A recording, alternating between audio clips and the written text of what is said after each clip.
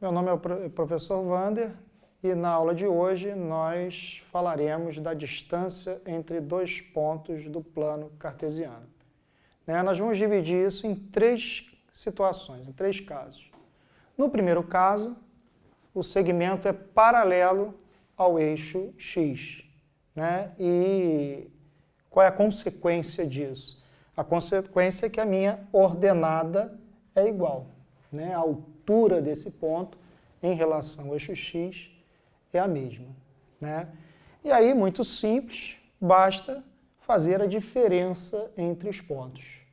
Se eu tenho aqui abscissa 5, abscissa 8, a diferença 3 vai ser a distância entre dois pontos. Nós estamos usando o módulo, porque falando em distância, essa diferença tem que ser sempre positiva. Ok? Então, a distância entre esses dois pontos, que é designado por DAB, que é a mesma de BA, ou seja, de A para B ou de B para A é a mesma distância, é dado pela diferença entre XB e XA, usando o módulo que a gente precisa que essa distância seja positiva. No segundo caso,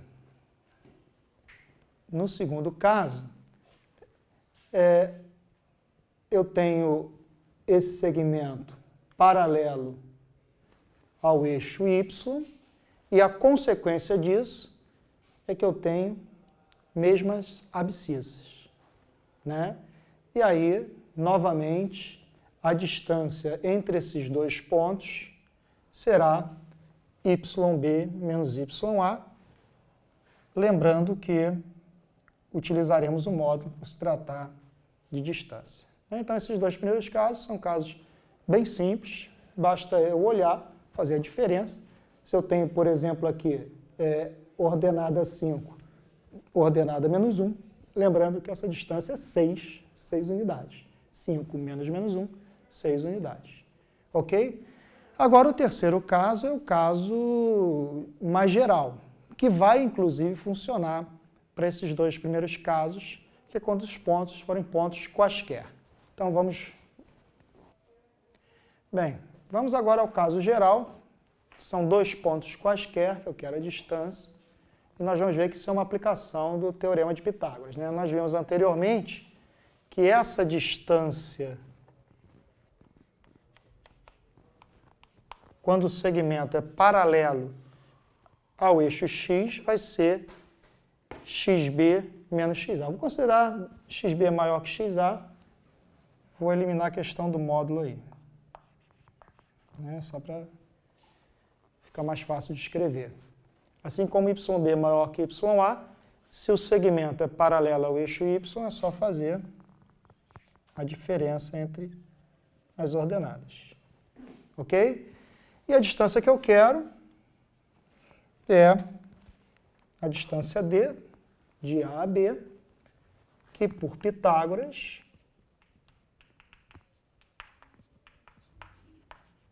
nós temos a hipotenusa, que é a distância que eu quero, é igual à soma dos quadrados dos catetos. Então, xb menos xa ao quadrado mais yb menos ya ao quadrado. Ou ainda, essa distância é a raiz quadrada de xb menos xa ao quadrado mais yb menos ya ao quadrado. Tem bibliografia que coloca ΔX e ΔY, como se fosse uma variação. Também pode colocar essa opção para a fórmula. Raiz quadrada de ΔX ao quadrado mais ΔY ao quadrado. Não acrescenta muita coisa, mas é uma forma de escrever. E aí a gente já tem alguns problemas com aplicações, com a aplicação dessa fórmula. Vamos ver o primeiro. Classifique o triângulo ABC quanto aos lados e quanto aos ângulos. Então, relembrando, quanto aos lados, eu tenho o escaleno, tem três lados diferentes.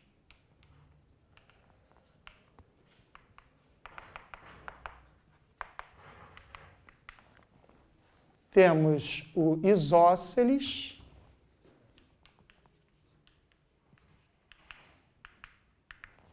dois lados congruentes.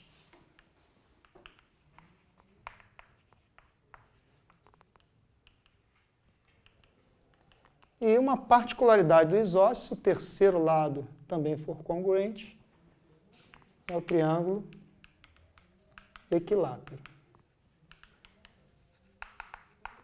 Três lados congruentes.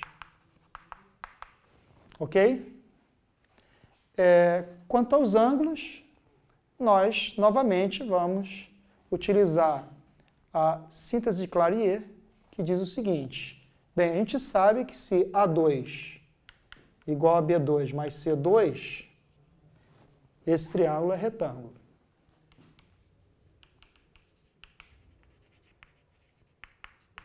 Se eu mudo essa relação, eu vou estar mudando também o tipo de triângulo. Se A2 for maior que B2 mais C2, ele é obtusângulo. E se A2 é menor que B2 mais C2, ele é acutângulo. Ok? Então, na verdade, a gente só precisa do tamanho desses lados. Para isso, nós vamos usar a distância entre dois pontos. Então, primeiro, a distância de A para B. Eu não preciso, aliás, levar isso para o plano cartesiano. Né? Nós podemos fazer um pequeno desenho esquematizando, porque a gente só vai precisar das distâncias. E aí marcar o ponto seria algo desnecessário. Bem, então para classificar esse triângulo quanto aos lados e quanto aos ângulos, eu preciso dos lados do mesmo. Então, para calcular o lado AB, vou fazer distância AB, que vai ser... Aqui não interessa muito a ordem que nós vamos seguir, mas já para pensar nas ideias futuras de vetor, vamos tentar manter uma ordem. Distância de A a B vai ser B diferença com A. Então, no caso, x de B menos x de A. Mais y de B, só para dar uma organizada nos nossos cálculos, menos y de A.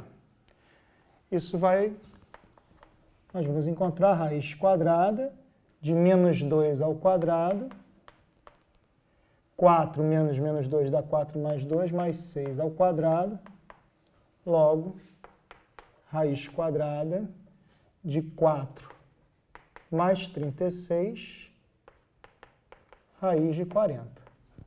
Né? A gente pode simplificar, mas vamos deixar nesse formato mesmo, porque a gente vai precisar elevar ao quadrado. Distância BC, C menos B. Então, C menos B, menos 2 menos menos 1, ao quadrado, menos 3 menos 4 ao quadrado.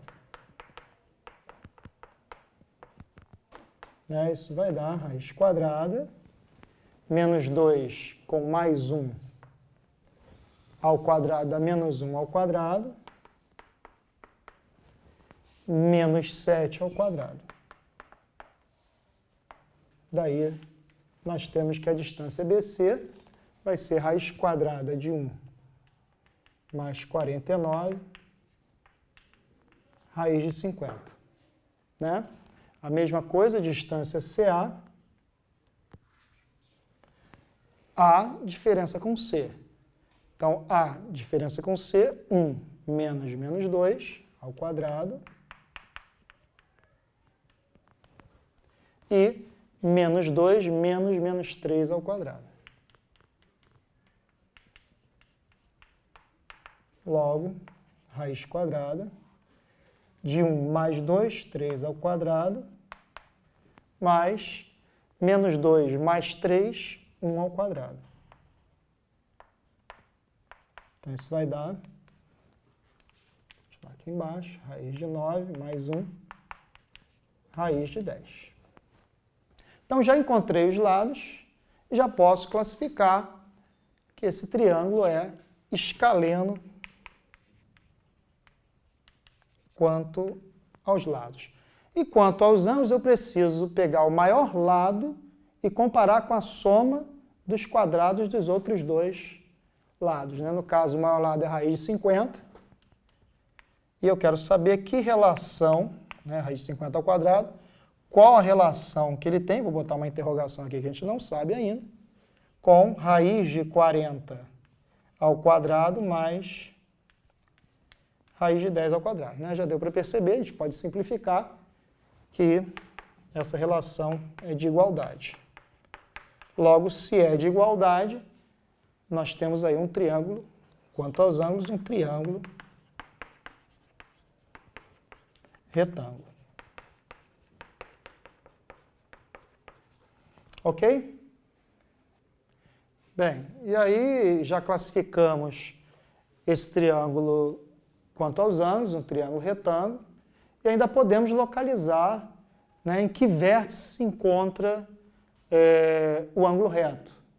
Para isso, nós vamos usar uma propriedade que diz o seguinte: ao maior lado opõe-se o maior ângulo e vice-versa, né? Então, o maior lado é BC e isso localiza